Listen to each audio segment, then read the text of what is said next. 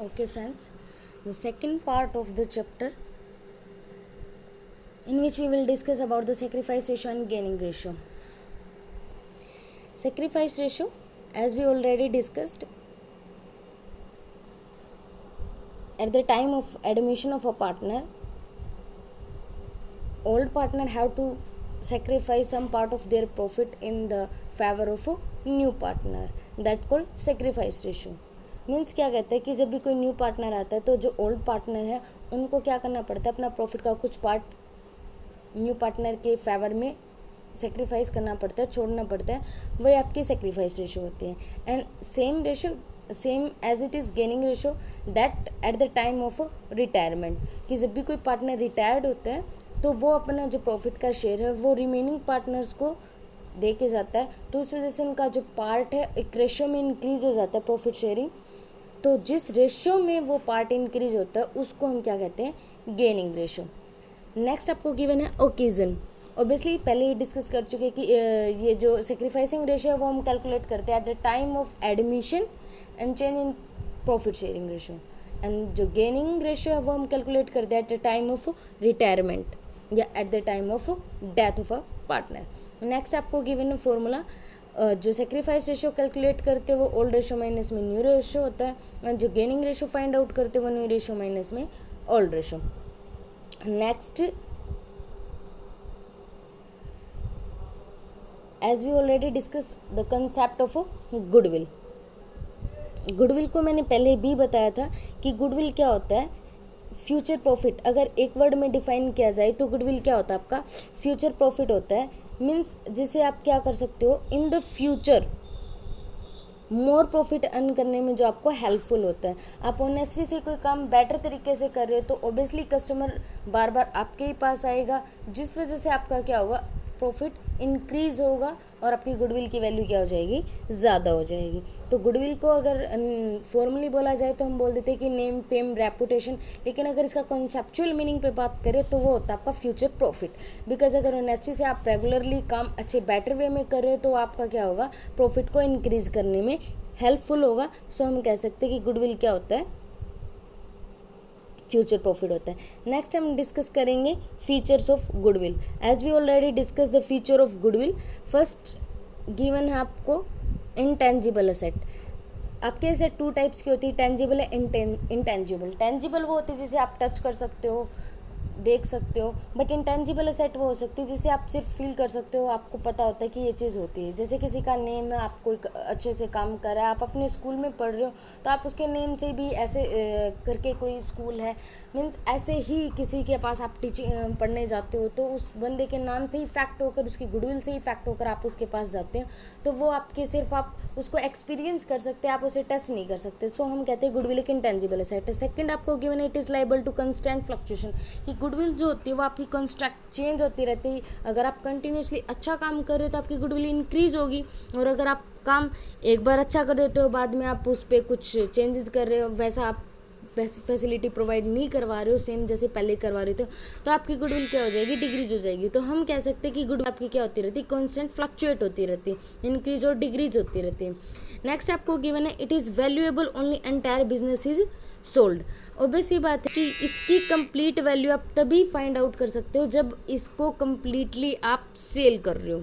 वैसे तो हम मिड द बिजनेस निकालते हैं जब एडमिशन के टाइम पे, रिटायरमेंट के टाइम, बट एक्चुअल में इसकी वैल्यू क्या है, रियल वैल्यू का हमें तभी पता चलता है जब हम इसकी एक्चुअल में सेल करते हैं फाइनल बिजनेस को सेटअप करके. नेक्स्ट आपको गिवन है it is difficult to place an exact value. As already we have discussed that goodwill is fluctuating, constant वो चेंज हो रही, कभी इंक्रीज हो रही, कभी डिक्रीज हो रही. तो हम क्या कर सकते हैं, हम क्या नहीं कह सकते, इसकी एग्जैक्ट वैल्यू नहीं फाइंड आउट कर सकते, हम सिर्फ एस्टिमेट कर सकते हैं. नेक्स्ट आपको गिवन है इट में बी परचेज्ड और नॉन परचेज्ड. ऑब्वियसली है ये टू टाइप्स की होती है. एक होता है कि हमने ऑलरेडी कोई बिजनेस कंटिन्यूस कर रहा है, उसी बिजनेस को परचेज कर लिया है. और एक होता है नॉन परचेज, यानी कि हमने अपना बिजनेस खुद से सेटअप किया, उसकी गुडविल जो मेंटेन किया वो हमने खुद से मेंटेन किए. नेक्स्ट जो हमारा टॉपिक है वो है बच्चे फैक्टर अफेक्टिंग द गुडविल. कौन सी फैक्टर है जो आपकी गुडविल को इफेक्ट करते हैं। फर्स्ट आपको गिवन है favourable location of a business. Obvious सी बात है, अगर आपका जो बिजनेस है ऐसी जगह पे सेटअप किया गया है जहाँ पे कस्टमर इजीली एक्सेस कर सकता है, इजीली आ सकता है, तो आपकी गुडविल क्या होगी, ज़्यादा होगी। वो ज़्यादा क्यों होगी, ऑब्वियस सी बात है, अगर कस्टमर इजीली वहाँ पर पहुँच सकता है तो वो आपके प्रॉफिट को इंक्रीज़ करेगा, प्रॉफिट इंक्रीज़ करेगा तो आपकी गुडविल की वैल्यू भी इंक्रीज हो जाएगी। सेकेंड है एफिशिएंसी ऑफ मैनेजमेंट।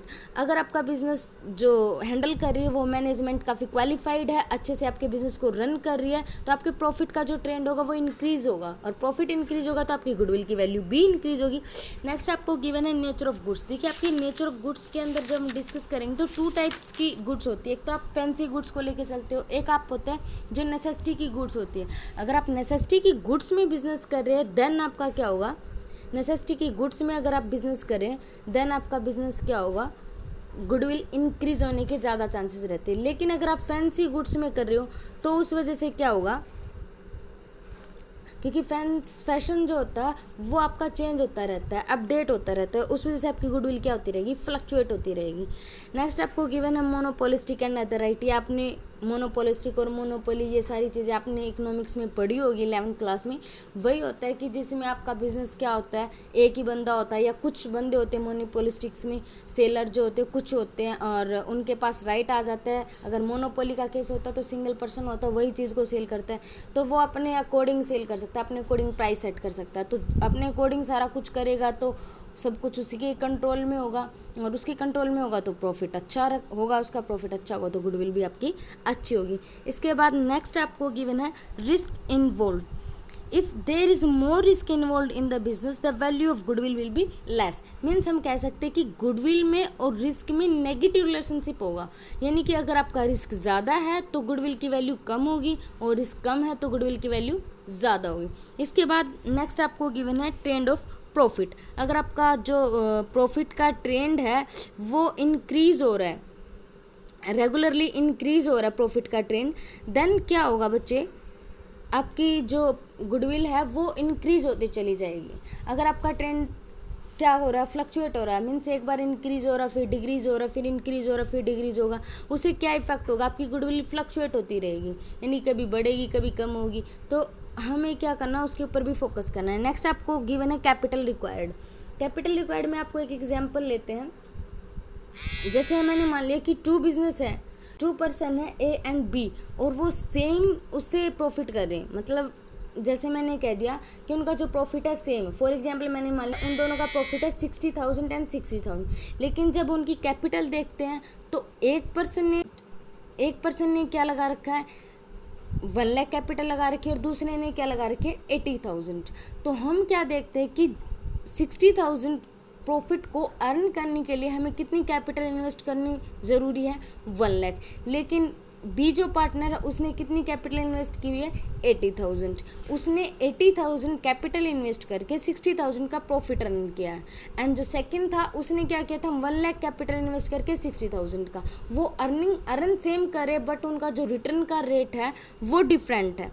तो ये कह सकते हैं कि जिस बंदे ने कम कैपिटल लगाकर ज़्यादा प्रॉफिट अर्न किया है वो हमारा, या फिर सेम